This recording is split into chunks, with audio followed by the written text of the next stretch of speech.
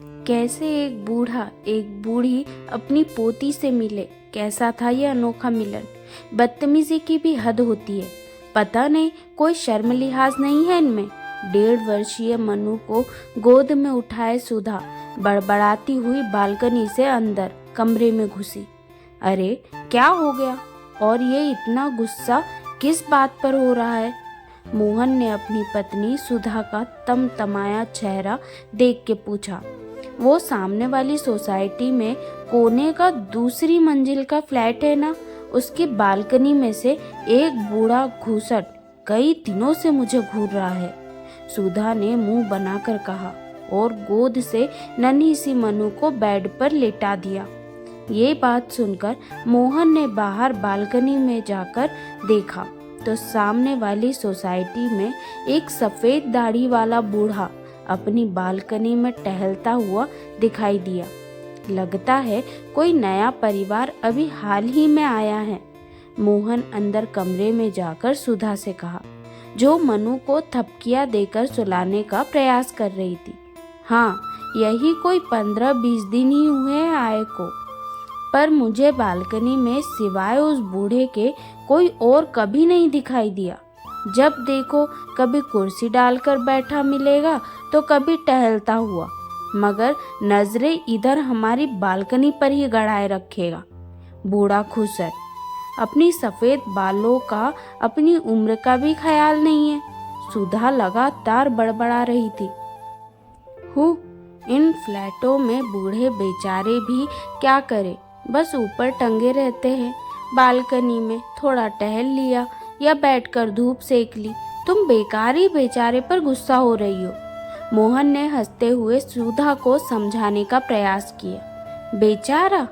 अकेले या मनु को लेकर जब भी बालकनी में जाती हूँ तो इस घूसट की नजरें इधर ही गड़ी मिलती है। और तो और, सुधा कहते कहते रुक गई। और क्या सुधा? मत पूछो, कल शाम तो इसने हद ही कर दी। ये मोबाइल लेकर खड़ा था और सच कहूँ मुझे लगा इसने चुपके से मेरी फोटो भी ली है। क्या? तुमने ये कल ही क्यों नहीं बताया मुझे? ये सुनकर मोहन को भी उस बूढ़े की इस हरकत पर गुस्सा हो आया। ठहरो, अभी जाता हूँ और लेता हूँ उस ठरकी की क्लास। रुकिए, मैं भी चलती हूँ। उस बूढ़े की ऐसी अक्ल ठिकाने लगाऊंगी कि याद रखेगा और यहाँ वहाँ झांकना ताकना हमेशा को भूल जाएगा। तभी काम वाली रमा वहाँ आ गई अपने काम निपटाने के लिए। अरे रमा, आ गई तू जरा मनु का ख्याल रखना, हम अभी आते हैं, कहकर दोनों तेजी से नीचे उतरे और भन्नाए हुए से उस सोसाइटी में रहने वाले बूढ़े के फ्लैट की सीढ़ियां चढ़ गए। बेल बजाने पर दरवाजा बूढ़े ने ही खोला। उन्हें देख बूढ़े के चेहरे पर मुस्कान तैर गई। अरे आप, आइए आइए, अंदर आ जाइए। कमरे में नाम मात्र उजाला था। दीवार से लगे एक दीवान पर कोई लेटा था। दीवान की बगल में 2 कुर्सियां और 2 मोढ़े रखे थे।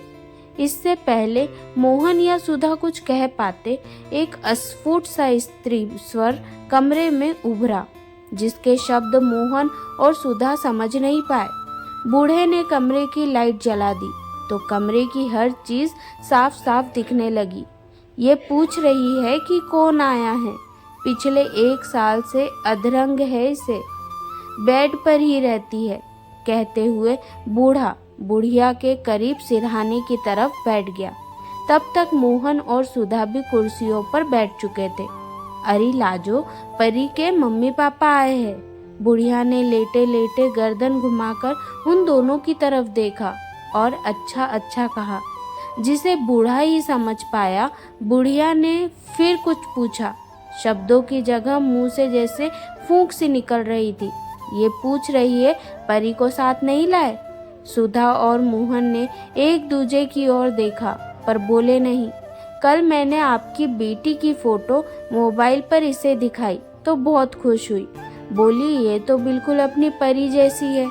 बूढ़े ने भीगी हुई पलकों को साफ करते हुए कहा और फिर बूढ़े ने बगल वाली दीवार की ओर इशारा करते हुए कहा, ये है हमारी परी, दीवार पर एक जोड़ा 2-2.5 साल की बच्ची को उठाए मुस्कुरा रहा था।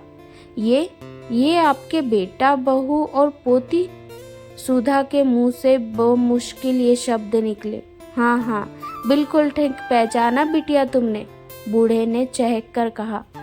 है ना हमारी परी आपकी बिटिया की तरह? बूढ़े का चेहरा खिला हुआ था। मगर क्या ये अब आपके साथ नहीं रहते?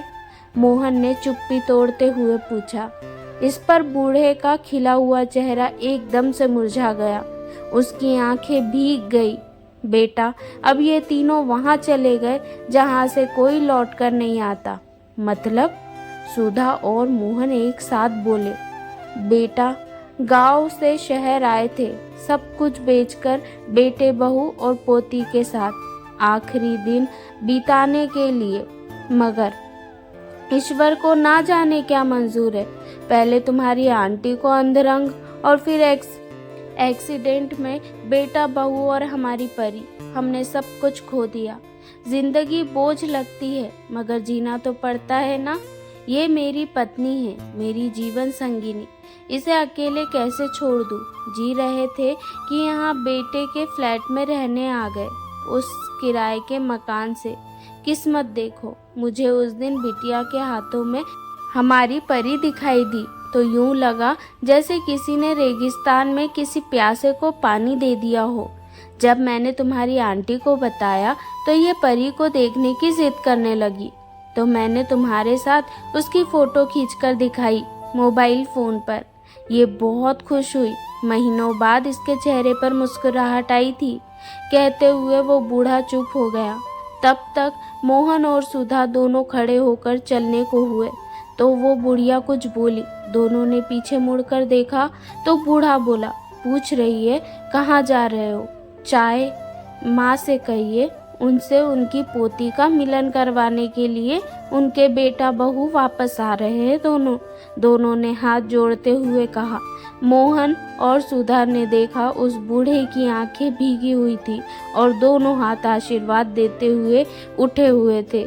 दोस्तों, ये एक सुंदर सी रचना आपको कैसी लगी कमेंट करके ज़रूर बताएं। धन्यवाद।